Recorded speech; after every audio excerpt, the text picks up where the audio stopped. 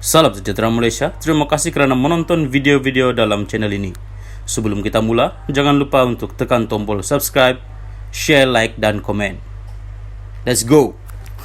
Salam sejahtera dan selamat malam kepada semua pendengar berita panas malam ini dipetik dari Agenda Daily bertajuk UMNO DAP bekerjasama hadapi pilihan raya 6 negeri Guang Eng. Berita penuh, UMNO dan Barisan Nasional BN akan menempah wajah baharu apabila dijangka bergabung dengan DAP menerusi Pakatan Harapan PH menerusi pilihan raya negeri PRN yang dijadual diadakan dalam beberapa bulan lagi.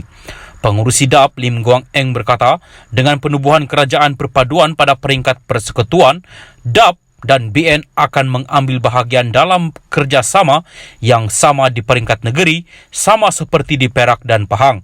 6 negeri yang akan mengadakan PRN tahun ini ialah Kedah, Kelantan, Terengganu, Pulau Pinang, Selangor dan Negeri Sembilan.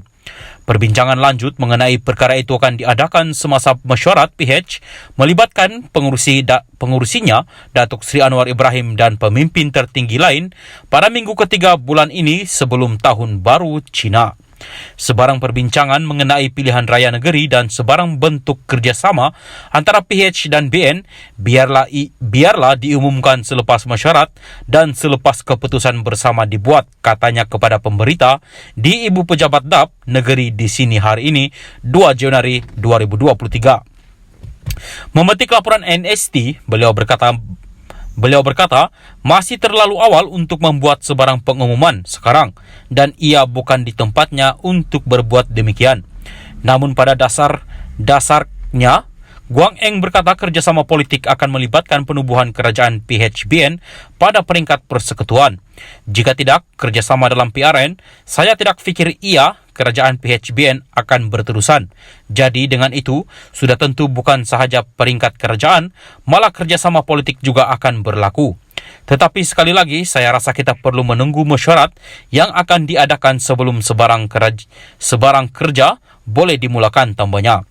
Ditanya mengenai penerimaan penyokong DAP terhadap BN kerana kedua-duanya sebelum ini musuh politik, Guang Eng berkata kedua-dua parti perlu memahami antara satu sama lain dalam situasi politik semasa.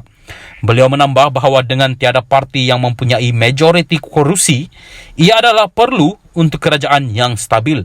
Dalam hal ini kita mesti membentuk kerajaan perpaduan seperti yang diperakukan oleh Yang di-Pertuan Agong Al-Sultan Abdullah Riayatuddin Al-Mustafa Bilal Shah.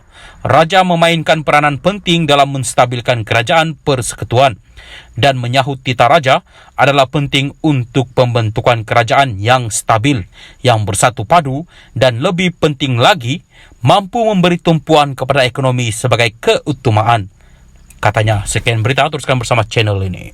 Salam sejahtera, salam perpaduan, selamat malam kepada semua pendengar berita panas malam ini. Adakah PN dulu beri peruntukan sama rata pada pembangkang?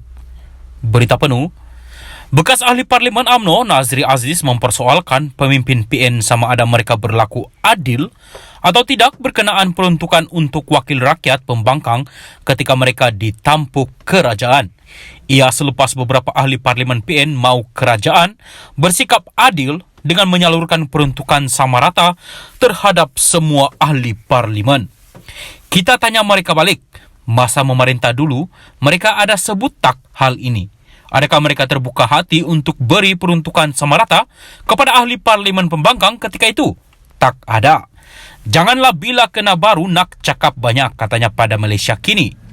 Bekas ahli Parlimen Padang Ranggas itu diminta mengulas kenyataan ahli Parlimen Arau dan PN Syahidan Kasim yang mendakwa kerajaan bersikap tidak adil kerana tidak memberi peruntukan kepada ahli Parlimen pembangkang. Sebelum ini, ahli Parlimen Jerantut dari PAS Khairil Nizam Khairuddin juga menggesa kerajaan agar memberi peruntukan sama rata kepada semua kawasan Parlimen. Mengulas lanjut, Nazri berkata ia tidak bermakna kerajaan langsung tidak akan memberi peruntukan untuk kawasan Parlimen di bawah pembangkang. Dia berkata ahli Parlimen pembangkang boleh menulis surat kepada Perdana Menteri untuk memohon peruntukan dan Perdana Menteri akan menilai jika apa-apa projek yang ingin dilaksanakan ahli Parlimen itu perlu atau tidak. Katanya lagi, ia antara lain untuk memastikan sebarang dana kerajaan yang disalurkan kepada ahli parlimen pembangkang tidak akan disalahgunakan untuk tujuan politik. Mereka tidak sebebas ahli parlimen kerajaan untuk gunakan uang.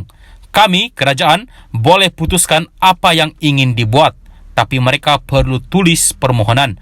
Namun, uang tetap akan diberikan. Kalau kerajaan beri 1 juta, mereka tetap dapat 1 juta juga. Cuma, kita nak pastikan perbelanjaan itu tidak beri kelebihan politik kepada mereka sampai kita tahu apa yang dibelanjakan. Kita perlu berhati-hati, mereka mungkin guna dana untuk tujuan politik, katanya lagi. Nazri berkata proses permohonan dana itu juga salah satu cara kerajaan untuk menarik pihak pembangkang untuk berbincang. Tanpa proses itu, katanya, kerajaan tidak dapat membawa pembangkang ke meja perundingan. Dia menjadikan perjanjian persefahaman MOU antara PH dengan kerajaan pimpinan Ismail Sabri Yaakob pada 2021 sebagai contoh. Jadi pada saya, jawabannya adalah tidak. Kita tak perlu sama rata antara ahli parlimen kerajaan dan pembangkang. Malah, mereka begitu degil sekarang. Bukan nak berbaik, tapi nak berlawan.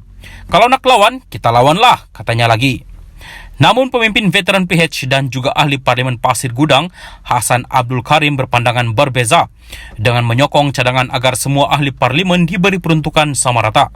Saya cadangkan buat undang-undang supaya semua 222 ahli parlimen diberi peruntukan sama rata.